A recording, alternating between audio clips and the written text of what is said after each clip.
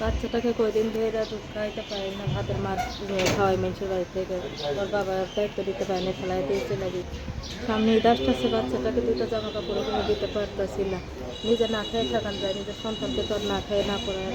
অনেক ছেলেরা আছে যাদের সন্তান হয় না, তারা যদি আমার সন্তানটাকে নিজের সন্তানের মতো ভালোবাসে, আমার পাশে দাঁড়ায়। আসসালামাইকুম দর্শক, আপনাদের প্রীতীয় শুভেচ্ছা জানিয়ে শুরু করছি আমাদের আজকের প্রতিবেদন। তো দর্শক, দেখতেই পাচ্ছেন আমাদের সামনে এক আপু দাঁড়িয়ে আছে। আমরা তার গল্পটা শুনবো, জানবো আপু কেন আমাদের ইউটিউবের মাঝে আসলেন, তিনি কি বলতে চান। আপু আসসালামু আলাইকুম, ওয়ালাইকুম আসসালাম। কেমন আছেন?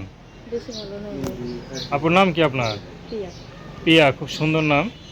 পিয়া আপা, ইউটিউবে কেন আসলেন? বাচ্চাটার মুখে একটু কিনা আসছে ভাই, তার বাবার একটা বিয়ে করছে, আমাদের দায়িত্ব নিতে পারে না, এই কারণে বোনের সাথে তালাক হয়ে গেছে। আচ্ছা, বাচ্চাটা বাচ্চার বাবা একটা বিয়ে করছে, এই তো। তো বিয়ে করতেই পারে, সমস্যা কি?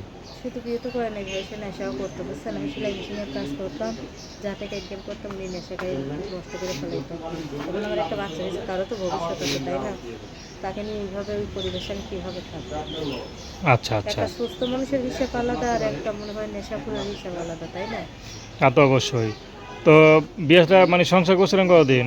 এখানে বেশি দিন ছিলাম না, বাচ্চা বলবে থাকতে চলে আসছিলাম বাবা মার এখানে। তারপর থেকে উনি আর খোঁজ খবর নেয়নি। আচ্ছা, তো এখন কার কাছে থাকেন? এখন বর্তমানে একটা ঘর ভাড়া নিয়ে আমি বাচ্চাকে নিয়ে থাকি। আমার বাবা মা আছে, তারা বয়স্ক মানুষ, তাদের তো আর সেই সামর্থ্য নাই যে তারা আমার দায়িত্ব নেবে। আচ্ছা, তো এখন কি কি জন্য আসছেন, সহযোগিতার জন্য নাকি? অবশ্যই এই বিপদে একটা ভালো মনের মানুষ পাশে পাওয়ার জন্য, যে আমার সন্তানটাকে নিজের সন্তানের মতো ভালোবেসে পাশে দাঁড়াবে।